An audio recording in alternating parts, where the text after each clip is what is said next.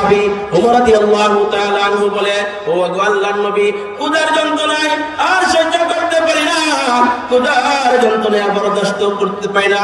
ও আল্লাহর নবী, আমি ক্ষুধার যন্ত্রণায় আমি আমার পেটে একটা পাথর বেঁধে রাখছি। আল্লাহর পয়গম্বর সাল্লাল্লাহু আলাইহি ওয়াসাল্লাম উমরের হাতটা নিয়ে রাসূলের পেটের মধ্যে লাগাইয়া দেয়।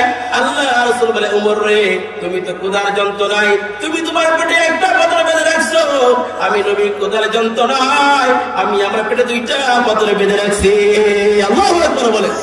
এই দিন বড় কুরবানির নাম, এই দিন বড় ত্যাগের নাম। সাহাবায়ে কেরামের কুরবানি, সাহাবায়ে কেরামের ত্যাগ, সাহাবায়ে কেরামের উপর বাইশা এই দিন বাংলাদেশ পর্যন্ত আসছে। শাইখুল হাদিস আল্লামা আজিদুল হক রাহমাতুল্লাহ আলাইহি বলতেন, ও মুসলমানরা শোনো, ইসলাম কেমন করে আসে, যেমনি ভাবে কুফরি পানা এক দেশ থেকে বাইশা অন্য দেশে চলে যায়, ইসলাম নামক ওই ধর্ম ওই মদিনাতুল মুনাওয়ারা থেকে সাহাবায়ে কেরামের রক্তের উপর বাইশা এই দিন বাংলাদেশ পর্যন্ত আসছে। এই দিনের জন্য সাহাবায়ে কেরাম রক্ত ঝরছে, এই দিনের জন্য উহুদের ময়দানে আল্লাহর সুবহানাহু ওয়া তাআলা শহীদ হয়েছে সাইয়্যিদুশ শুহাদা আমির হামজা রাদিয়াল্লাহু তাআলা আনহুকে উহুদের ময়দানে টুকরা টুকরা করা হয়েছে। আমির হামজা রাদিয়াল্লাহু তাআলা আনহুকে উহুদের ময়দানে তার হাত কেটে ফেলা হয়েছে, তার পা কেটে ফেলা হয়েছে, তার নাক কেটে ফেলা হয়েছে। এরকম আপনার কাঁদতে কাঁদতে হিন্দা নামক এক মহিলা, ওই হিন্দা নামক মহিলা রাসূলের চাচা আমির হামজার মালা বানাইয়া, গোশতের টুকরা মালা বানাইয়া আনন্দ ফুর্তি করছে।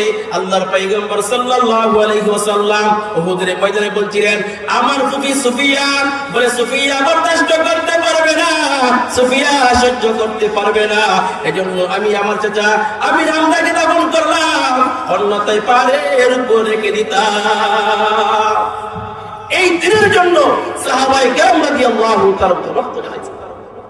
রাসূল বলতেছে যে আমার ফুফু সুফিয়া বরদাস্ত করতে পারবে না দেখে আমি আমার চাচার লাশটা দাফন করলাম, অন্যথায় পাহাড়ের উপর রেখে দিতাম, আর ওই পাহাড় থেকে হিংস্র প্রাণী শের কুকুরগুলা খাইতো, আর কাল হাশরের ময়দানে এগুলা জমা দিত, আর আমার চাচা আমির হামজা আল্লাহ তাআলা দরবারে ধরা যায়, বলতো, ও আল্লাহ, আমি আমির হামজা তোমার দ্বীনের জন্য, তোমার জন্য, তোমার পয়গম্বরের জন্য এমন জীবন কুরবান করে দিয়েছিলাম, আমাকে উহুদের ময়দানে টুকরা টুকরা করা হয়েছে, আমার দুষ্টগুলাকে মালা বানাই আনন্দ ফুর্তি করছে।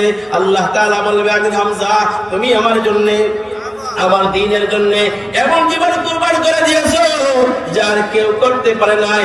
আমি আল্লাহ তাআলা তোমার উপর সন্তুষ্ট হইয়া, আমি আল্লাহ তাআলা তোমার উপর খুশি হইয়া কাল হাশরের ময়দানে সকল শহীদদের সরদার বলে জান্নাত দিয়ে দিলাম। তো বলতেছিলাম, উমর রাদিয়াল্লাহু তাআলা আনহু বলেন, ওগো আল্লাহর নবী, ক্ষুধার যন্ত্রণায় আর বরদাস্ত হয় নাই, ক্ষুধার যন্ত্রণায় আর সইতে পারি নাই, ক্ষুধার যন্ত্রণায় পেটে পাথর বেঁধে রাখছি। রাসূল বলে, উমর রে, তুমি তো ক্ষুধার যন্ত্রণায় তুমি তোমার পেটে একটা পাথর বেঁধে রাখছো, আমি রাসূল ক্ষুধার যন্ত্রণায় আমার পেটে দুইটা পাথর বেঁধে রাখছি। তো বলতেছিলাম, এই খন্দকের মধ্যে এই হলো অবস্থা। এই অবস্থা দেখিয়া আল্লাহর নবীর সাহাবী জাবের বিন আব্দুল্লাহ রাদিয়াল্লাহু তাআলা আনহু আর বরদাস্ত করতে পারেন নাই, আর সহ্য করতে পারেন নাই, দূর দিয়ে গেছে বাড়িতে যায় বিবিকে বলে, কিরে বিবি, এই হলো অবস্থা। খন্দকের ময়দানে দেখলাম সাহাবায়ে কেরাম আল্লাহ রাসূল ক্ষুধার অবস্থায় পেটে পাথর বেঁধে রাখছে, এখন যে পরে মেহমানদারি করবো, রাসূল রে আমার মন চেয়েছে আল্লাহর নবীর দাওয়াত করে খাওয়াইতাম, বড় কিছু আছে কি? তো জাবের রাদিয়াল্লাহু তাআলা স্ত্রী বলে, যে স্বামী গো, বড় তো তেমন কিছু নাই, তবে ছোট্ট একটা ছাগলের বাচ্চা আছে আর সামান্য আটা আছে। তো জাবের রাদিয়াল্লাহু তাআলা আনহু বলে, কি এটাই নিয়ে আসো, আর ইসলামের বাচ্চা নিয়ে আসে জবাব করি, আজকে এই অল্প খাবার দিয়ে আমার বাড়িতে আল্লাহর রাসূলকে দাওয়াত দিব। সুবহানাল্লাহ।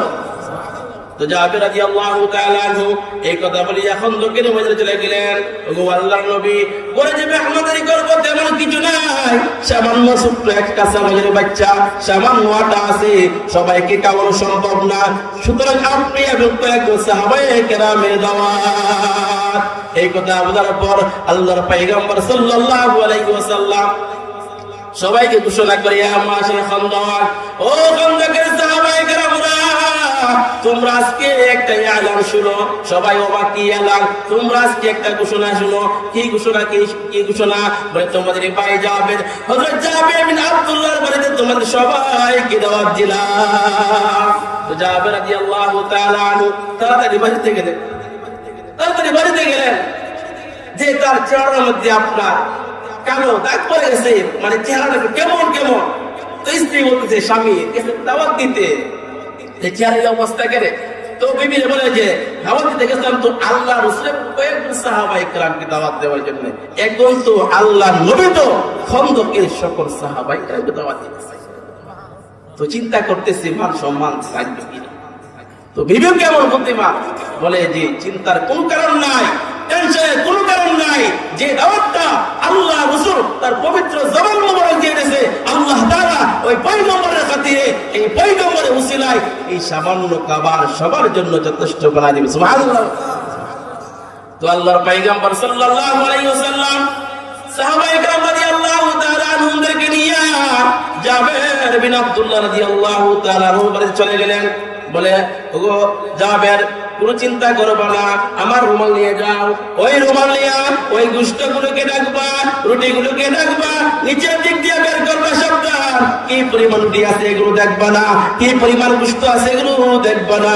আল্লাহর পয়গম্বর সাল্লাল্লাহু আলাইহি ওয়াসাল্লাম 10 করে খাওয়াইতেছে, 10 করে খাওয়াইতে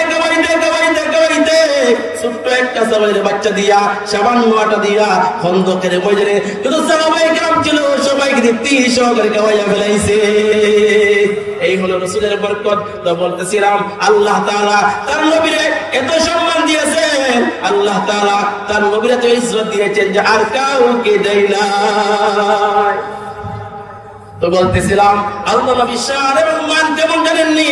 সারা জীবন আলোচনা করলে রাসূলের শান এবং মান শেষ হবে না। এজন্য এই রাসূলকে মহব্বত করতে হবে, রাসূলকে ভালোবাসতে হবে। আল্লাহর পয়গম্বর সাল্লাল্লাহু আলাইহি ওয়াসাল্লাম বলে যে মান আহাব্বা সুন্নতি ফাকাদ আহাব্বানি ওয়া মান আহাব্বানি কানা মাই ফিল জান্নাহ। যারা আমাকে মহব্বত, যারা আমার সুন্নতকে মহব্বত করবে, সে যে আমাকে মহব্বত করলো, আর যে আমাকে ভালোবাসবে, মহব্বত করবে, আল্লাহ তাআলা তাকে জান্নাত দান করবে, আমার সঙ্গে সে জান্নাতে থাকবে। আল্লাহ তাআলা আমাকে আপনাদের সবাইকে রাসূলের আদর্শ যাতে আমরা ধরে রাখতে পারি, রাসূলের মহব্বত, আল্লাহর মহব্বত যাতে আমরা ধারণ করতে পারি, এবং এই মহব্বত দিয়ে যাতে আমরা কবরে যেতে পারি, আল্লাহ তাআলা সেই তৌফিক দান করুন। আমিন। ওয়া আখিরু দাওয়ানা আলহামদুলিল্লাহি রাব্বিল আলামিন। আসসালামু আলাইকুম ওয়া রাহমাতুল্লাহি ওয়া বারাকাতুহু।